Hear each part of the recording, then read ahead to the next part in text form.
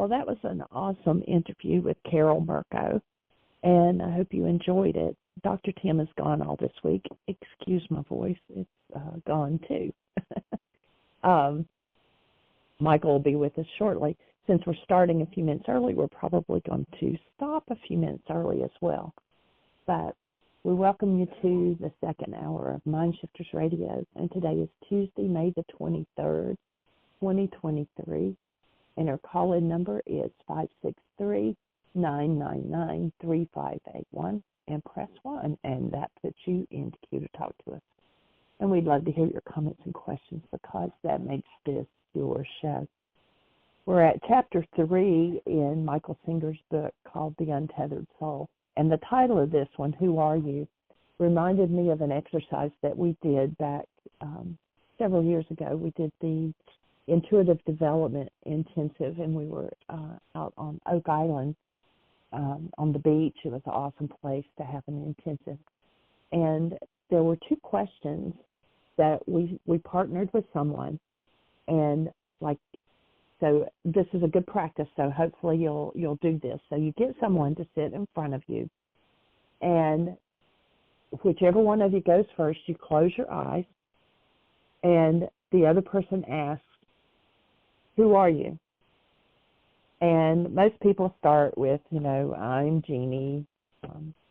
Well, who are you? Well, I'm a mother. Well, who are you? I'm a wife. Well, who are you? I'm a teacher. Who are you? I am. And you go through this whole list of who you are. And then after, 10, 15 minutes, then you ask a second question. Now, the person asking who are you is writing down the other person's answers so that they can just stay with their eyes closed and internally focused and just respond what comes up for them. The second question we ask them is, why are you here? And, they may say, I'm here at the intensive. Well, why are you here? Well, I'm here to be loved. Well, why are you here? I'm here to support other people. Why are you here? I'm here to teach. And you keep going for another 10 or 15 minutes asking that question. And after we did that exercise, I realized that, previously, probably 3 years before that, I had written my purpose statement. And the purpose statement is on our website. If you go to YGAN.org and click on the Start Here button, then you can scroll down to other worksheets, and then you'll find the sheet that will walk you through your purpose statement, and it asks you to list 10 things that you have a talent for, 10 things that you enjoy doing, and then describe the perfect world.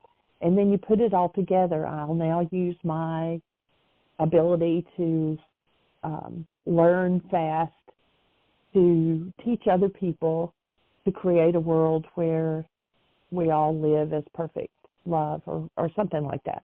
And you usually pick 2 or 3 out of each of the lists and put it together and come up with your purpose statement, why you're here on this planet.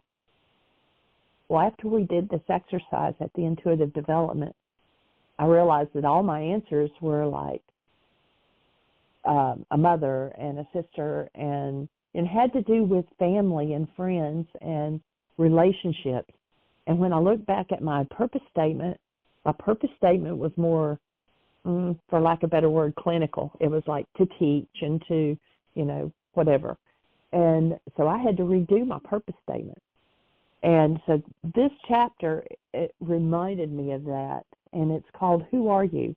I'll probably pronounce this person's name wrong, Ramana Maharshi, from 1879 to 1950. He was a great teacher in the yogic tradition.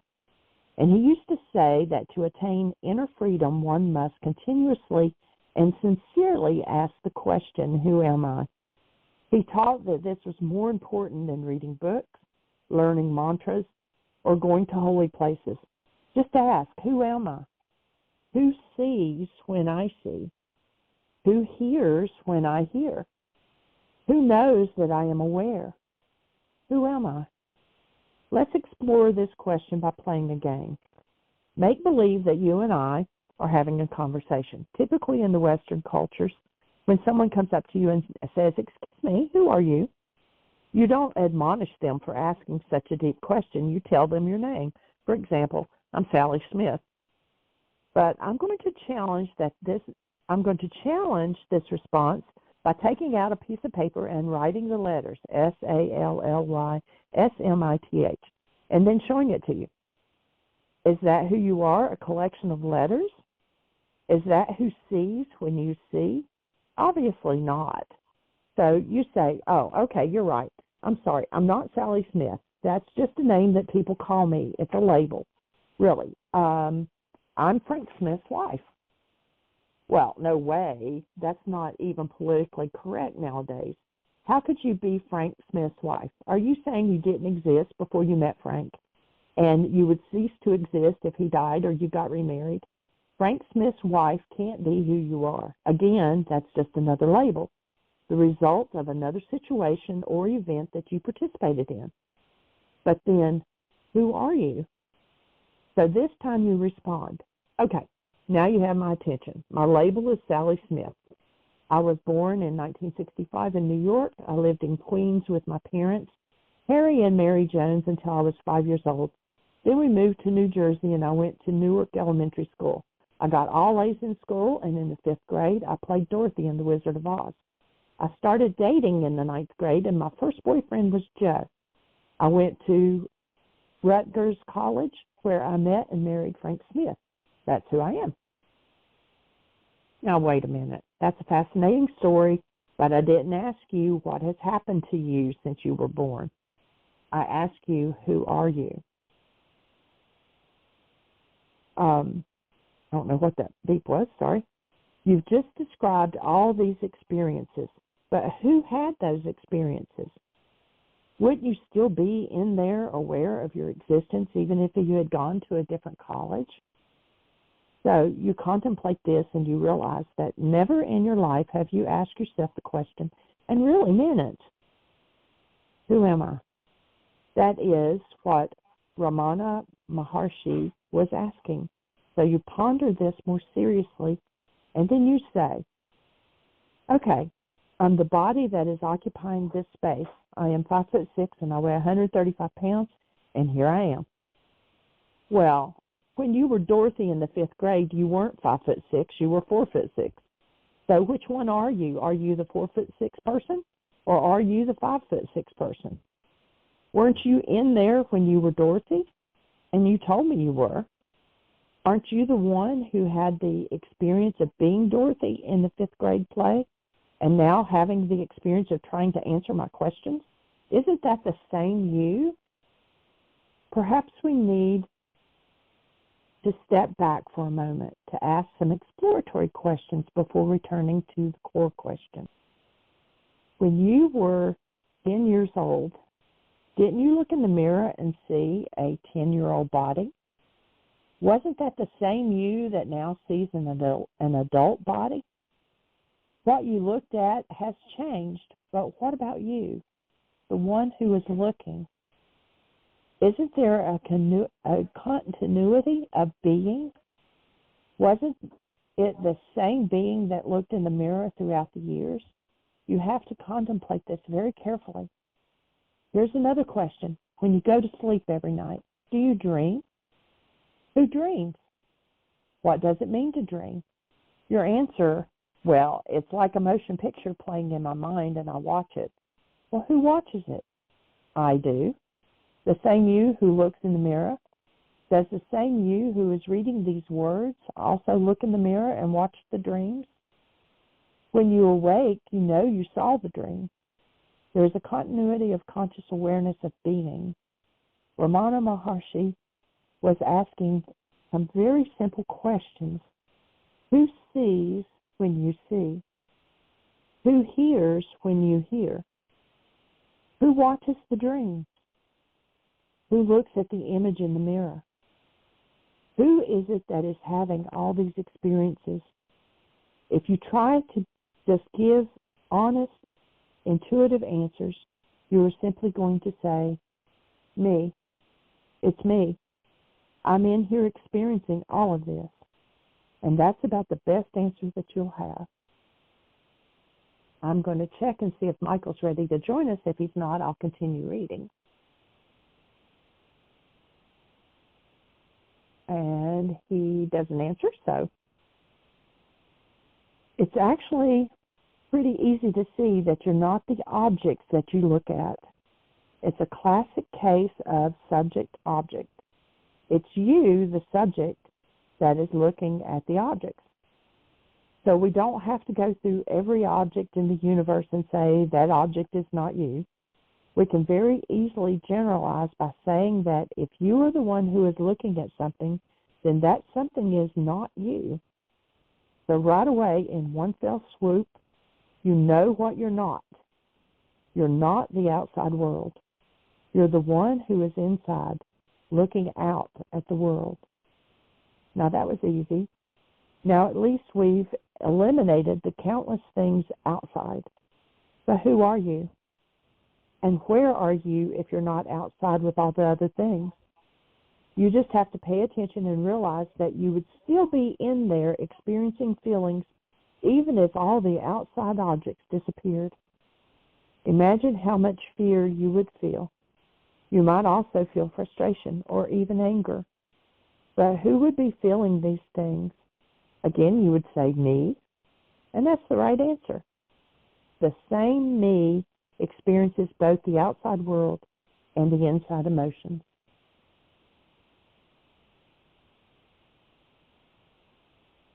And I'll see if Michael is with us.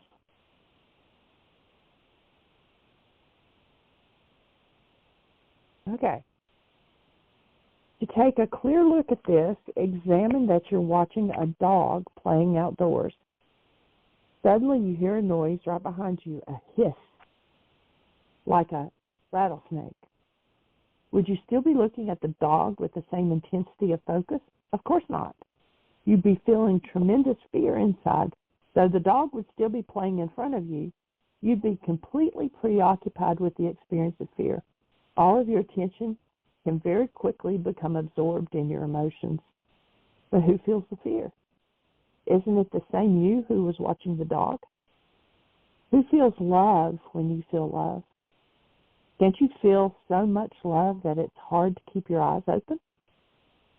You can become so absorbed in beautiful inner feelings or frightening inner fears that it's hard to focus on outer objects. In essence, inside and outside objects compete for your attention. You are in there having both inner and outer experiences. But who are you?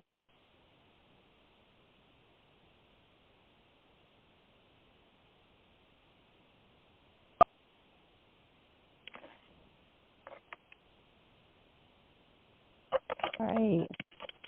And Michael, if you're with us, we do have a hand up. Cool. Let's rock. Let's go for it. Perfect chapter for the topic of the day. Awesome. And the hand up is area code 864. You're on the air. Who do we have? This is Mr. Joseph John Bryson. Yeah, that's right. Oh, that healer from Earth? Yeah, that's right. JJ Bryson. What's going on with you guys? Hey, we're rocking. How about you? Good. I just wish that I could. I don't know. I kind of the reason I called, or we've talked, and that is I can't seem to articulate what I want to say to my significant other. So I guess it's one of those things where I'm not ready to do it, or I am ready, but I need to. Or why can't I just? I guess I should write it all down and just read it like a script. That's all. That's that way it's more accurate, I guess. Well, what I hear you describing, let's imagine that you've been in one of my intensives where I've been doing a whiteboard, and let's imagine that I shine a red light on the board, and then I shine a blue light, and then I shine a green light, 3 different places on the board, and we have clarity. Now, scientifically, we know there's no such thing as red, green, or blue, that they're interpretations of the mind. That's why some people are colorblind. Their interpretation is different than other people. But there's clarity on this frequency that we call red, this frequency we call blue, and this frequency we call green. But what happens if I put all three frequencies on one spot? I get a mix. I get a confusion of red, blue, and green frequencies, and the mind can't tell which it is. It's kind of a muddy mix of, I can almost see some red, blue, green, or maybe it becomes a whole different, maybe it's magenta, a whole different color, the whole science of mixing paints, for instance. So the mind, I would offer, works in exactly the same way.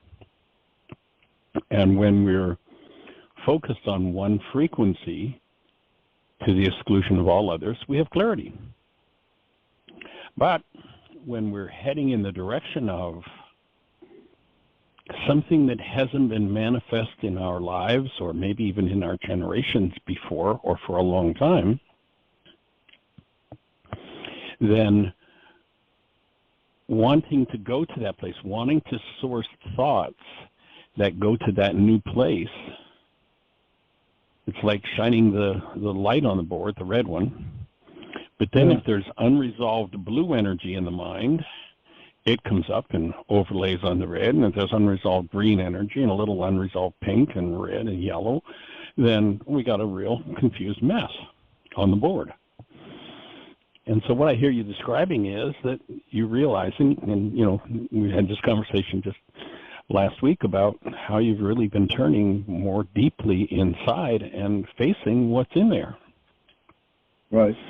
So that's the perfect place to be. You're right where you're designed to be, and now you either believe the projections of your mind that want to tell you that there's a problem outside of you, and you know who is it.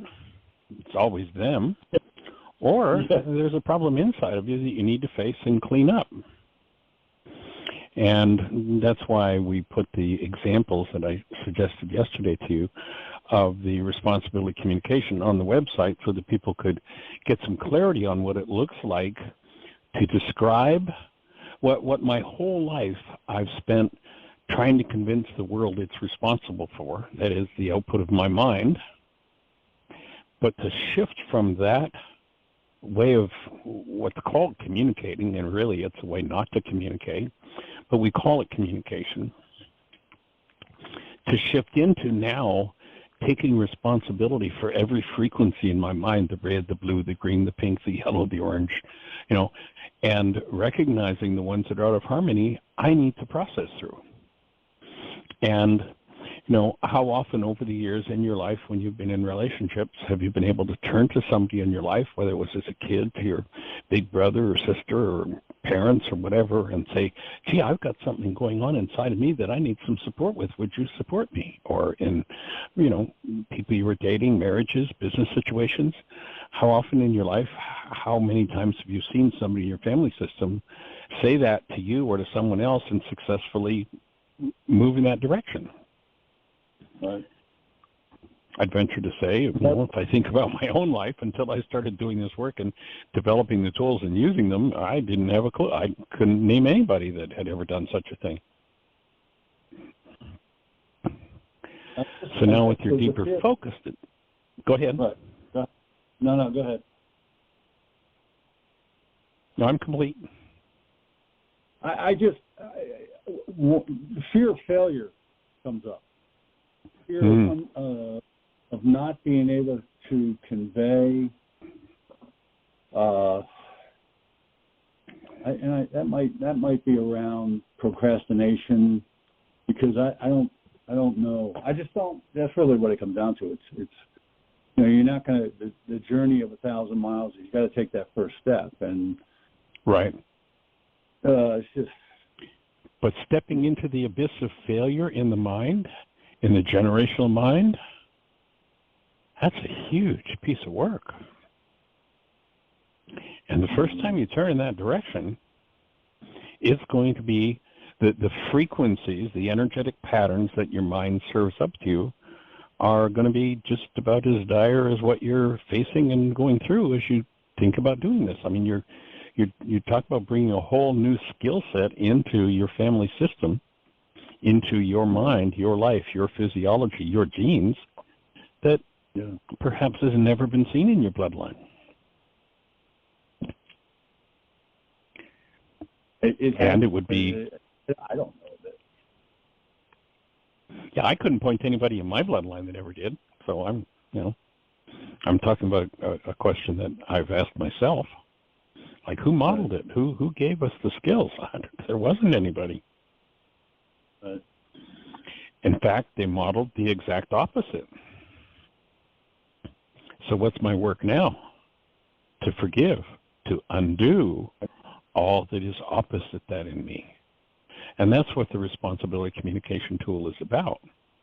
It's about languaging in a way that describes the projected output of my mind, the construct that my mind is setting up of this world that I think I see outside of me that is really inside of me, and moving out of the habit of which, all of us have been modeled our whole lives and rarely have ever seen anybody else do such a thing, and actually describe the reality, the construct in my mind, as though I know that that construct belongs to me and that it's inside of me, rather than what my whole family system, my whole culture's done is modeled that it's outside of us, and we're always trying to get somebody else to fix it. Now the invitation becomes, or the skill set required, and there's lots of conflicting energy for all of us in doing this. This is just part of the process. So when I surface something that isn't true in me, and let's say it might be a thought, so I'm going to go and ask for support.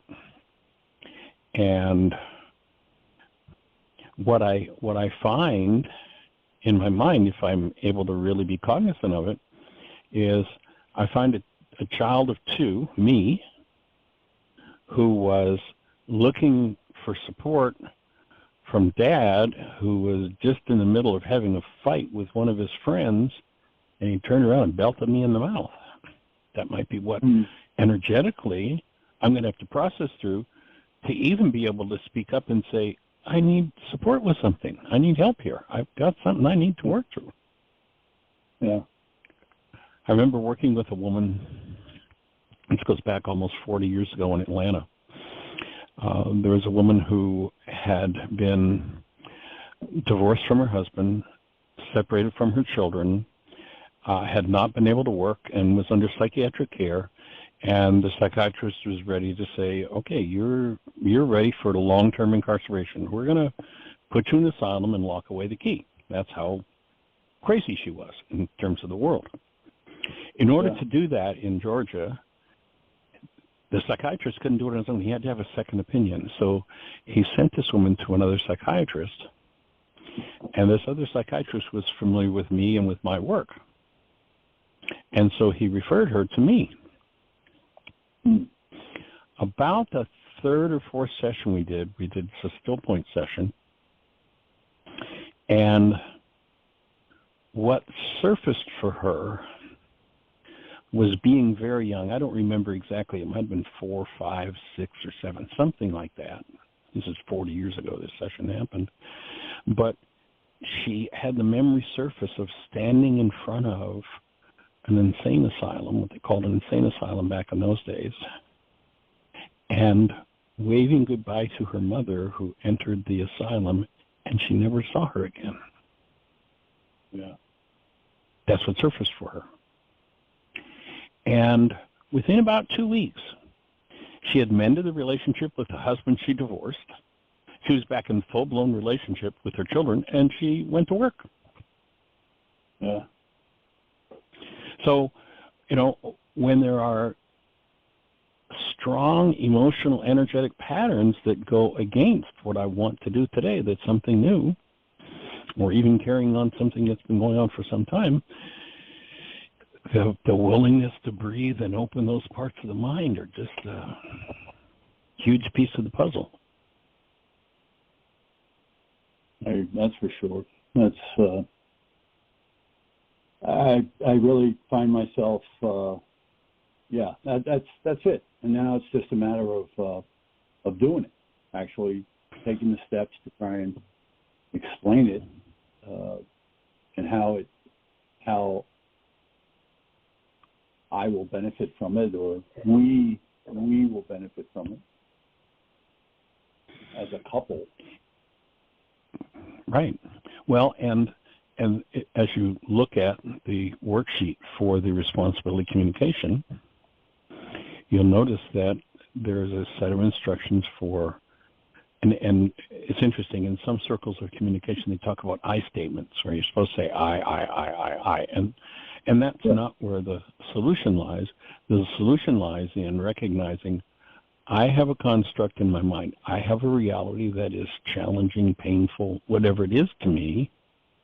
Mm-hmm. And rather than following the old pattern of, and you're the problem, therefore you better change, which creates conflict, strife, and separation in relationships, I describe this reality in my mind. The person I'm going to speak to is involved, but it's not their responsibility. So the new skill that I need to develop is the ability to really develop language with which I reflect that I'm aware that this is mine. Yeah, you brought it up for me. Thank you. Dubious at this moment, perhaps, or I'm on the other side of it. It'll be a big thank you. But just developing the language to start to describe the constructs in your mind as though you know that they are yours and they're developed by your mind and they're about you and they're not about anybody else. That's like a monstrous piece of work to do. And the beauty of relationship is you see it happen again when the significant other moves in a direction that I see the gaslighting, or I see the thing that I want to say, hey, this is bringing this up for me. This is my issue. It's got nothing to do with you. But I see, or I feel, and I need to work through why this upsets me. Well, and just a slight refinement in the language will take you a step closer, is I need to figure out or understand and use the tools to come to the point where I can own this upset in me and forgive it, remove it, rather than why this upsets me, because this doesn't upset you. There is no this in the world that could ever and has ever upset any of us. Though lots of us have spent lots of time in upset, and the reason we're in upset is because there's upset inside of us. So I can put it when it's convenient into my brain's image of you or her or him or them or some far-off boogeyman that some fear-monger has put out in the world. I can put it on 1,000 different things, and I've languished 1,000 different times about how I'm upset about that. So there's the first step is, and recognizing I have this state of upset, and I don't even know what the hell to do with it. And so I'm just asking for support. Right.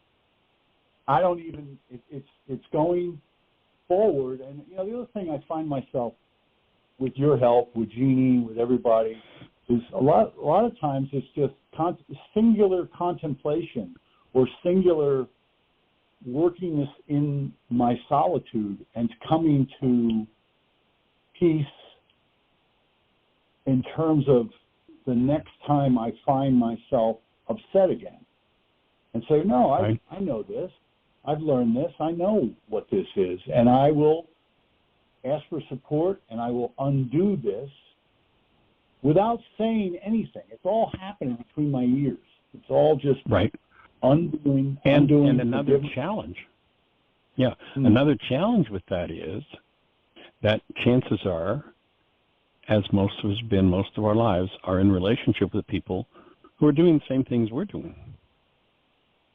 And so when I present it and I clearly state, this is mine, it's about me, I'm ready to deal with it, and they live in a world of being blamed, and they go off the deep end, and man, you better get out of my face because you're blaming me. And so when you get two people doing that, it takes a whole lot of trust and cooperation, and something that is so deeply missing in today's world. And especially if you look at what's going on, for instance, in politics, just the lack of respect and caring for each other, the lack of decency.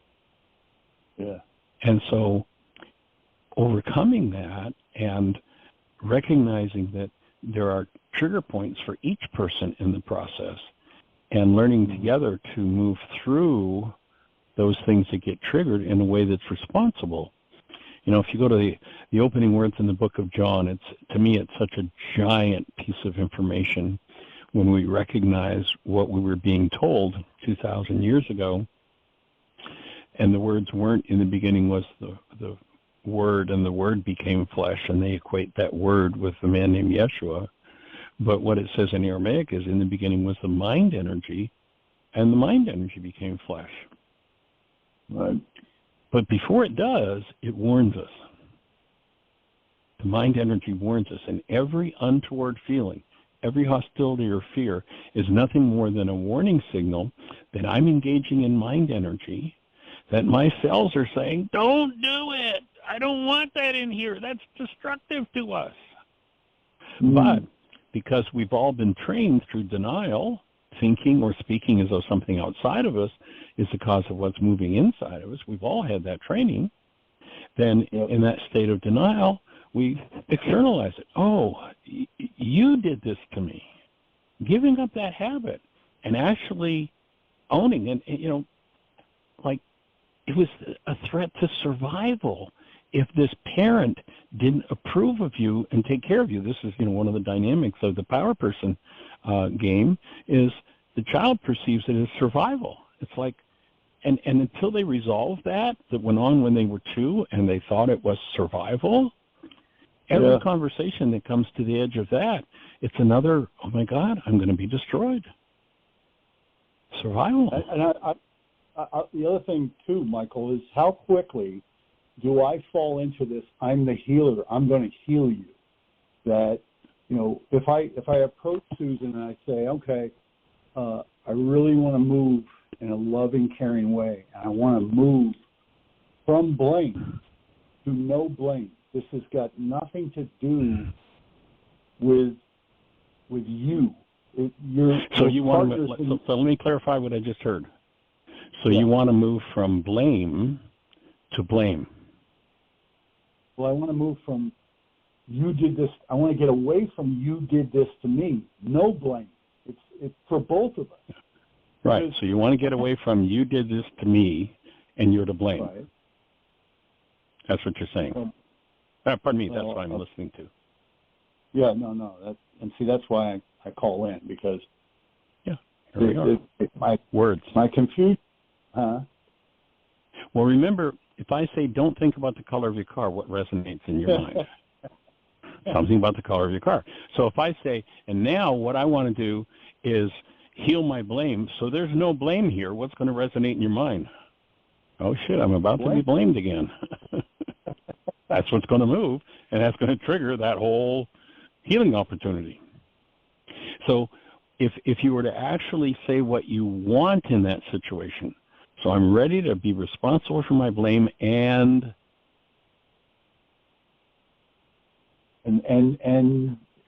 undo it. Undo it, right? But what's the other side of the equation? I don't know. That's why we can't get there when we don't know. So then the conversation would look like, if we model it, as I'm realizing that I've spent a lot of time in blame, and there's a part of my mind that could jump right on that bandwagon right now. And what I really want to do with your help is I want to have some feedback that supports me being fully responsible for my own words, for my own actions, and for the realities generated by my mind. So now that I've set the goal in my mind for responsibility, I've unleashed the power called Ruka Dekudsha in me. If you remember that Aramaic term Ruka Dekudsha, she, feminine elemental force in us, that undoes the effects of ours and teaches us the truth. But if we give the instruction to Ruka, well, what I want to do is just be responsible for my blame, so there's no blame here. There's nothing for Ruka to work with because it's all about blame. Mm-hmm. When it's, I realize I got this blame, and now what I want to do is move toward full responsibility. I've given Ruka permission in this space to fulfill the task which that feminine elemental force is designed for, and that is undo the effects of my errors and teach me the truth. But if I can't think it, if I can't language it, I can't give the instruction, Ruka doesn't source for me. I've got free will. All that power can do is follow my directions. Right. And we just made a transition, Mike, from interaction to interpersonal reaction. Because if I'm going to speak off the worksheet and undo something, and I go to Ruka, that's when I shift from someone giving me the answer or cooperating or helping me. There's a shift away from an external discussion to an internal one, and I undo the hurt, the blame, so that Michael and Jeanie, that the next time it happens, it's more recognizable. And that's probably a better way to put that. Not more. It's right on. Exactly. Okay. So the frequency becomes important to stay in a learned way of the undoing that I have done with regards to, for instance, she says to me, Joe, you have what was the word? You have a lot of bitterness. Joe, you're very bitter about something in your past. Like, okay, interesting, yeah. Tell me more. I mean, well, and then she'll say, well, I don't know what it is. I mean, but it just seems to be bitter. And then I'll say, well, I would offer that the bitterness part is, I mean, let's talk about you. What exactly is coming? How did bitterness enter in your, learning behavior or your growth? And then the conversation just shuts down, because now I've shifted it back to her and said, hey, you took a shot. See, that's not a good word either. Shot. You took a good catch of all the language around this whole thing. I know. That's what needs to be transformed. Yeah, no question. Because it's yeah. Go ahead. Well, the function of forgiveness, it's really well described in the Course in Miracles. I think it's paragraph 8, workbook lesson 305. And it gives specific, precise instructions that match the Aramaic forgiveness, but it actually adds a piece, or it's a little, in a personal little way. But what it says is, let go all the things you think you want, your goals, of course, and it calls your goals your trifling treasure. Oh, I want you to take responsibility for this. I want you to fix this. Your trifling treasure, your goal put away. So I've canceled the goal. Once I cancel the goal, the whole construct of my mind that's driven by that goal collapses. Right. And now I have a clean and open space within my mind. Of course, language is this way, for Christ to come. For the mind of love in me to arrive in my awareness, rather than carbon-based memory filling the space, always having a story, always having something to cling to, always holding on, and there's no room for that other mind to come in. But when you forgive, and so it's not an external, when you actually step into the forgiveness process, it's not an external thing that's happening. You've simply followed through with the instructions to collapse that mind that can only knows how to reflect what's held in the past, and literally clean out that 9-bit space so that the mind of love arrives. And there's where the instructions are given fully. There's where the deep, I use the tool, and then, that's it. I get the experience. Yeah. I only get the experience from that mind. I can't get it from somebody else. Right. Somebody else can support me getting there, but I can't get it from them. Yep. Internally, yes. And I would offer that it is similar to a piece of the pie. The issue, you may take a slice at this time of whatever it is, whatever the blame or shame or whatever the issue is, and you may take a slice of it this time. There are other slices to be had, and I will say to myself, oh, there's another slice. Wait, I know this. I've had one of these slices. Okay, undo. I know I am familiar with this. Undo this, forgive myself, take another piece of the pie, and work my way through the slices. whether I take the whole pie at once or through different pieces. For me, it's typically a few pieces before the next time it comes up inside me. Well, no, yeah, the next time it comes up externally to me, then the inside looks at the pie and says, no, I'm familiar with this. I know this. Okay. Undo, move on. Buka Dakusha. There's a thank you at the end of the worksheet. A great thing. Yeah. That's not, And so it goes strength, the scriptures talk about strength to strength, here a little, there a little. Yeah. And then it says, the Creator's talking to us, it says, with stammering lips and another tongue will I speak to you. And actually that's something I write about. There are a couple of paragraphs on that topic in my new book, The End of Suffering, which is kind of on hold at this point.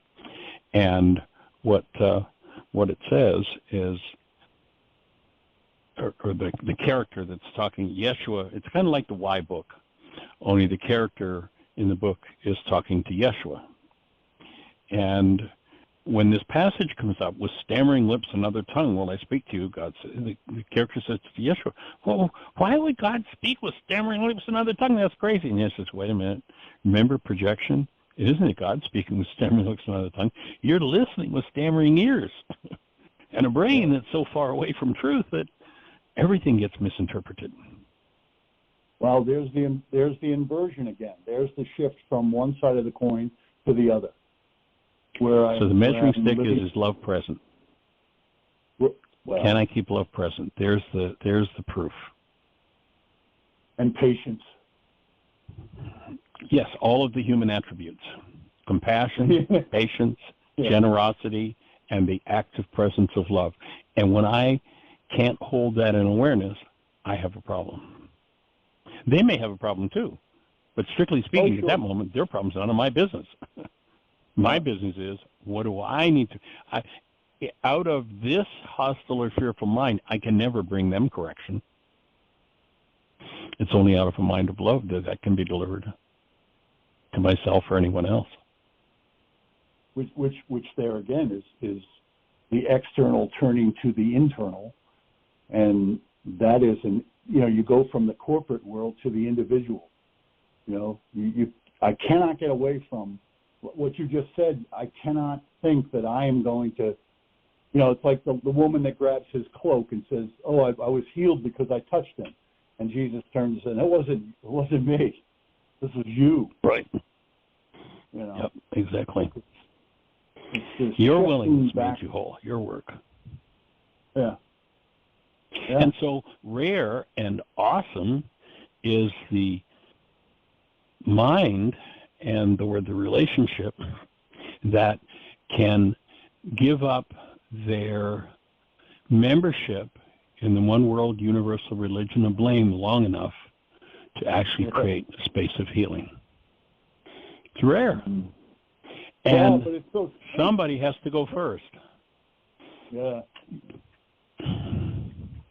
What about poison ivy? You got anything for that?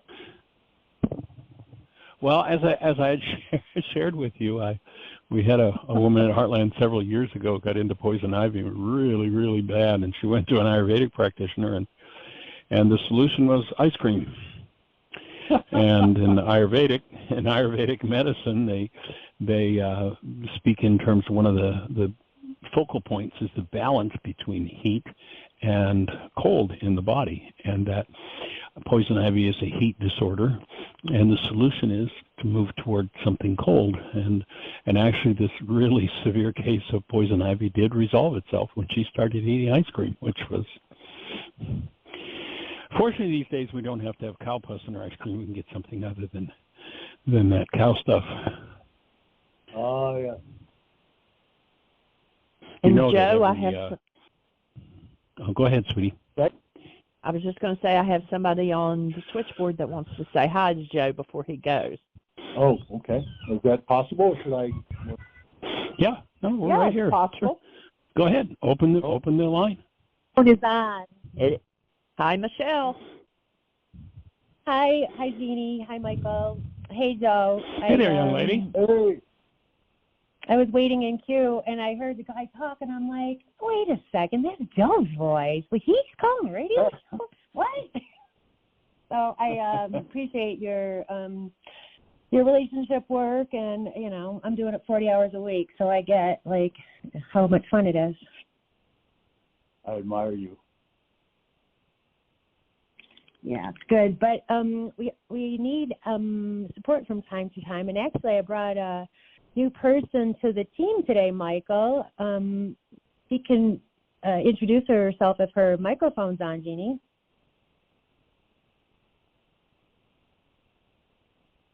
You there, Mike? Michael, you're muted.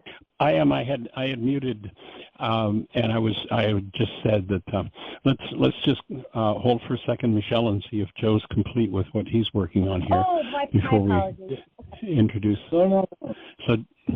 So where are we at, Joe? Yosef?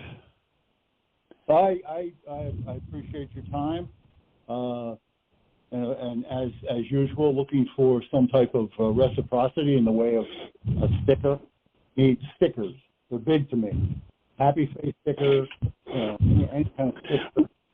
We're putting it in the mail. We've got one of Aria's hearts. We've got one of Aria's heart stickers. We're putting in the mail to you. What did you say, Michelle? Well, I mean, a sticker is nice, and you'll get a sticker, but maybe you should leave with a mind shifter. Oh. Have you got a mind shifter in mind for him? Yes.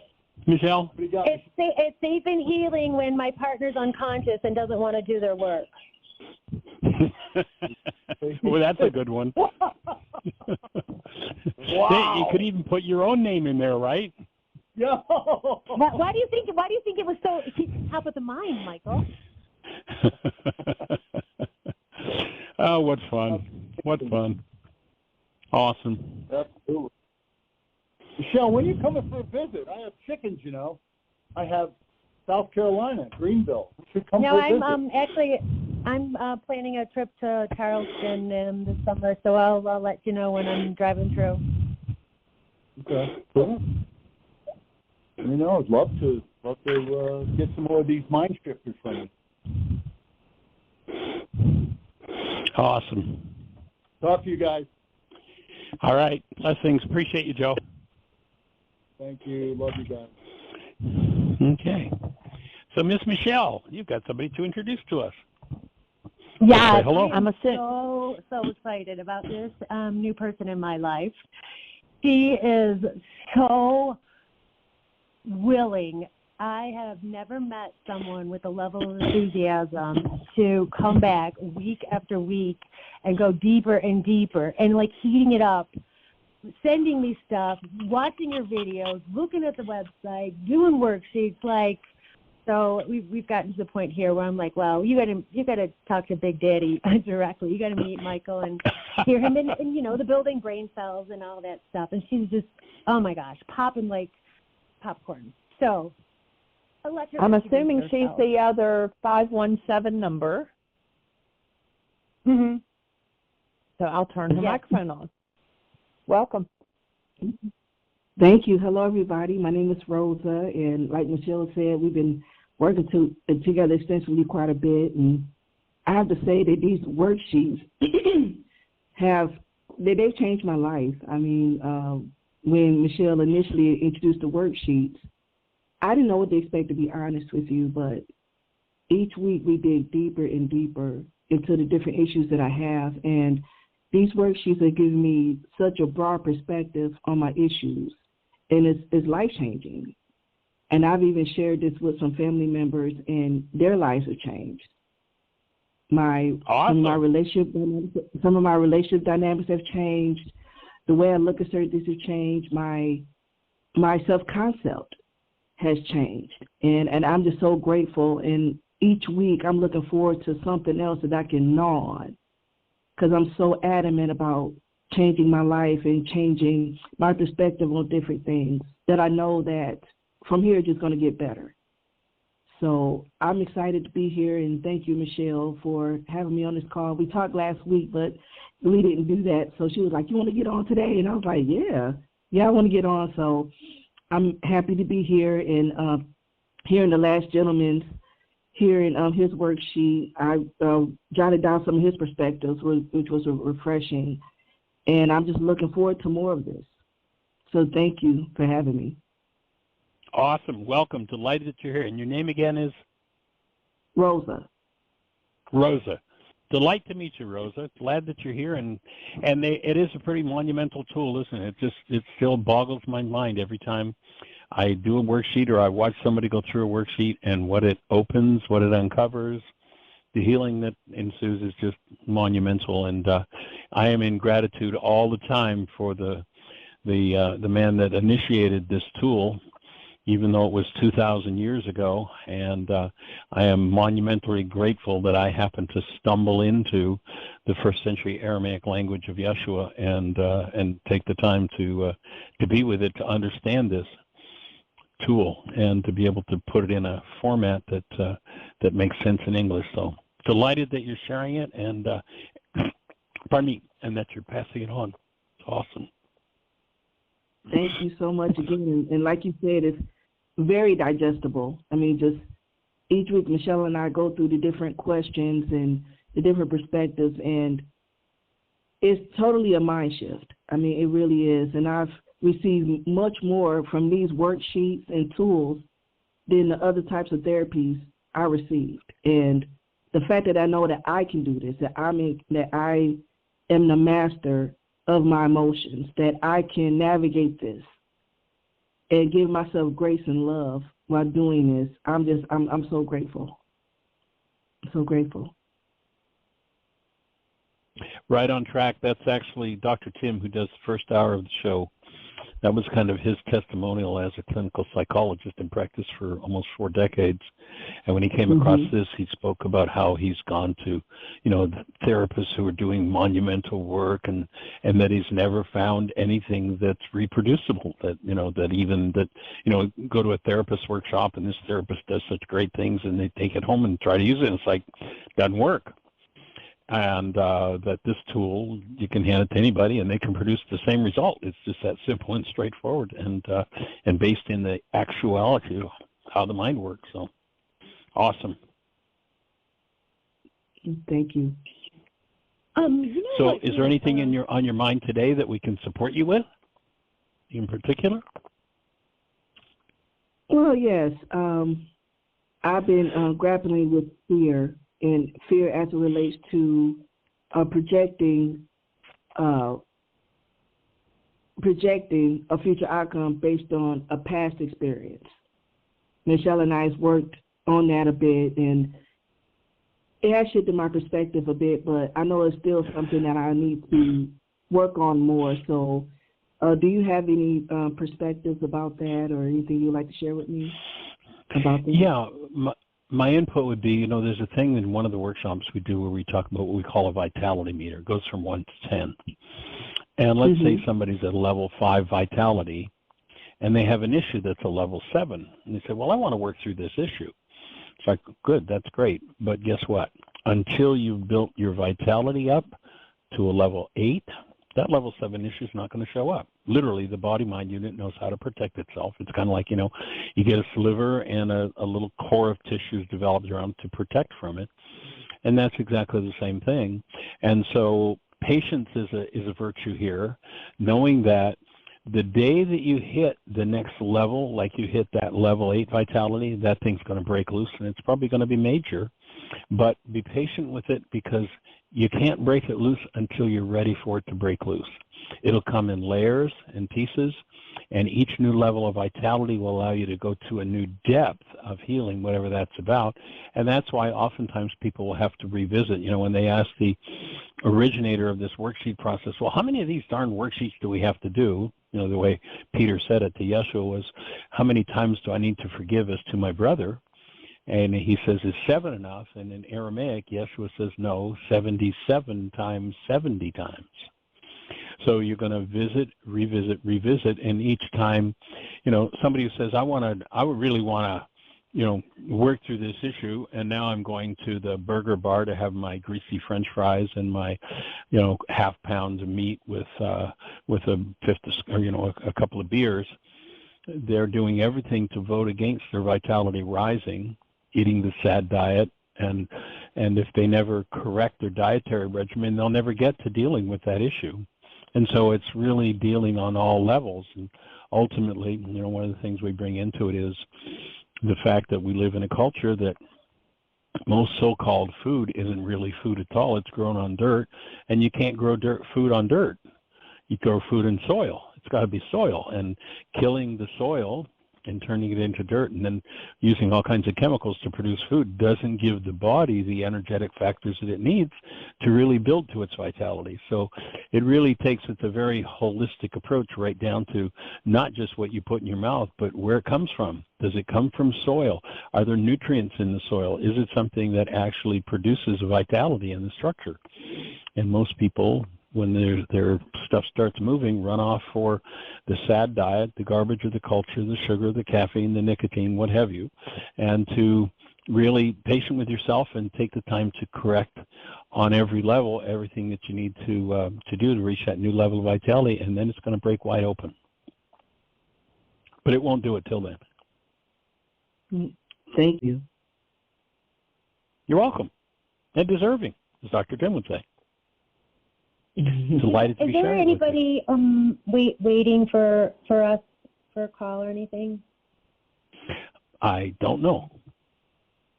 Okay. Miss Jeanie? So well, it doesn't matter. We're with you, so let's just go. Yeah. Everybody who's on, we're with them 100%.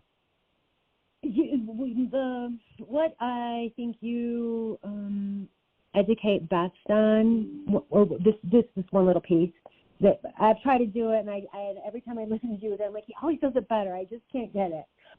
But what she might benefit from is hearing your perspective on missing people, like when they die. The whole thing about missing people and how the illusion of that. Did you put yourself back on mute? I'm here. Okay. So I didn't quite get the essence of your question. In the past, you've broken down the fear inherent in the idea of missing people when they've passed, and how Yes. the setup for suffering when it comes with that. And so you have a really great way of explaining that to people to change their perspective of this generated loss. Well, I can give a really good personal example. Dad passed away here about 8 weeks ago, and if I ever doubted that there was an afterlife, I know now, because it's like, sorry, Michael, I just hit your phone. Dad hadn't been able to even roll over in bed or anything for a year, and we were with him, and he sat straight up and looked up in the left corner of the room. His eyes were huge. He took a breath and lay down and went. I mean, you've heard the scripture, to be absent from the body is to be present with the Lord, but Dad was actually present with the Lord before he ever left his body. And it was just like, I wish that he was still here physically, but, they were going to shock him and bring him back. And I'm like, no. I said, he just got to see glory. I said, let him stay there. And so it made it a whole lot easier to be able to say, this isn't just all there is to life. Because he left his physical body, but he definitely moved on to another realm. So that made a big difference for me in experiencing any kind of loss. And that came on the heels about 30 minutes after she gave him, or pardon me, it was about an hour after, for the first time since we had met, that she was able to say to her dad, it's time for you to go. I'm going to be okay. She gave him that permission, and it was about, about an hour or so later that he left.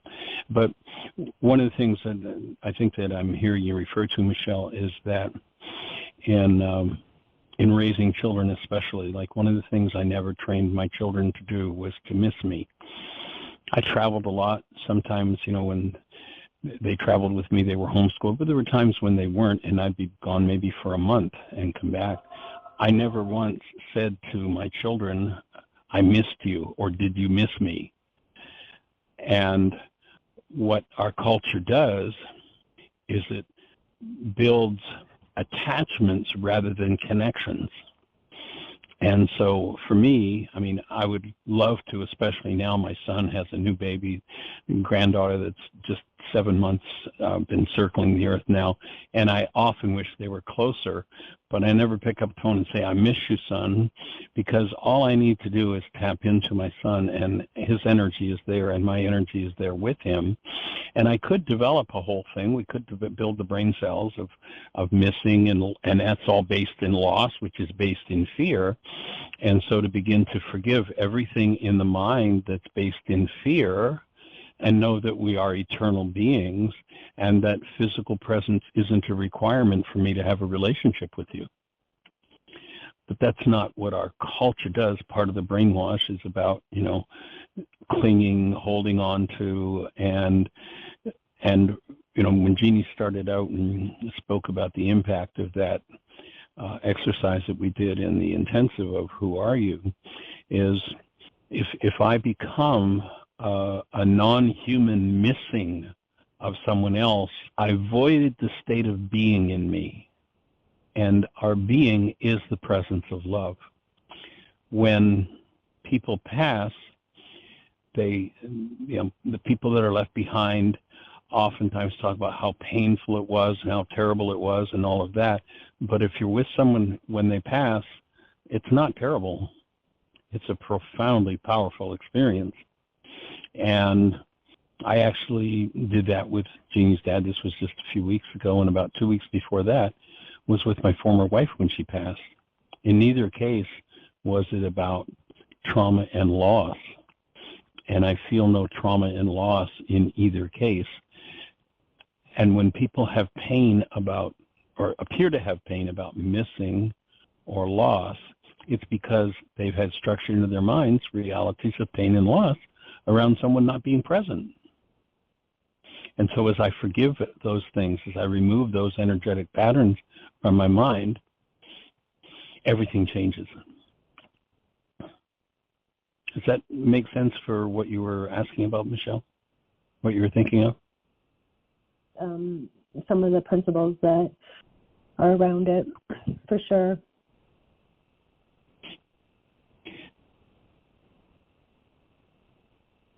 So how does that strike you? Does that open anything for you? It's definitely given me a different perspective, especially the part where you talked about reality and pain, and it contributes to there being a loss of somebody not being there. And I can see how that resonates with my life, where there are people who weren't there for me, people who have abandoned me, and how those two can relate. And I didn't even think about that before. But I can see now with you bringing up that example how those resonate. And so they're the things to be forgiven then. Yeah, and then when you said loss is based in fear, and forgiving that part of it in the mind. Because I never thought about loss being based in fear, but it is. And especially, and not even mention this to Michelle, but another issue that I had with this is the relationship I had with the person prior to them passing and how we left it. Okay, so if we were on good terms before they died, and then they died abruptly, which was an example of mine, where that leaves me, because it was unresolved. Yep. So just trying to come to terms with that part of it. I have issues with that also. Where, my offering is that's where the pain of someone dying comes from the unresolved issues that I have with them and or that I have around death in general. When I resolve those things, that is not a painful experience. Michael. Yes. I tried to explain this to Rosa and a couple other people along the way, that back in 2016 when Mark left, and all the work that I did with you and Jeannie and Julie and Tim and Rex, years. And then when he died last summer and I was at the funeral, I tell people that I had to hide my joy because I felt like I was at a party. Like I had all these friends and relatives and old people I haven't seen. I was so excited and happy. And I had to dumb that shit down and mope about to not be calling attention to myself, because it really was so extraordinarily complete that it was a great. So it's true what you're saying in terms of the fears or the missing that comes after is more to do with incompleteness. I like what you said about attachment versus connection. That's like, codependency versus healthy. Yes. Yeah. And, the culture has a saying, well, no pain, no gain. The truth is, no pain, no pain. We don't have to do it. We don't have to do it. Our culture teaches us to do it in all kinds of, look what they just said to you, you should be enraged. Well, why should I be enraged? Well, I guess the only reason I'd be enraged is if there was rage in me. But if there's no rage in me, then why would I be enraged? Why would I be sad? Why would I be hateful? Why would I be hurt? Because that's what's in me when I actually grow up. And, I don't know if you've been on a show where I've talked about it. I've been talking about this now for a couple of months. The insight came from me. There's a big, in the fundamental world, there's this big fear campaign that goes on about this new satanic one world religion that's coming. And most people who have fear about that have fear because that appears to be about that because they're already members, they're card-carrying members of the one world universal religion of blame. And when did that religion start? If you go back to the Garden of Eden story, here's this guy Adam, and he turns to the Creator and says, that woman, so the woman's to blame, and then he says to God, that you gave me, so God's to blame. That's the reason there's a problem here. And that's when the satanic one world religion of blame started. And in the Aramaic language, the word Satan means the resistor, one who misleads. It's not a dude with a red suit, a tail, and a pitchfork. And by virtue of being born into the world, each and every one of us, by the time we're 4, is pretty much a card-carrying member of that one world universal religion. And that's a tough one to give up.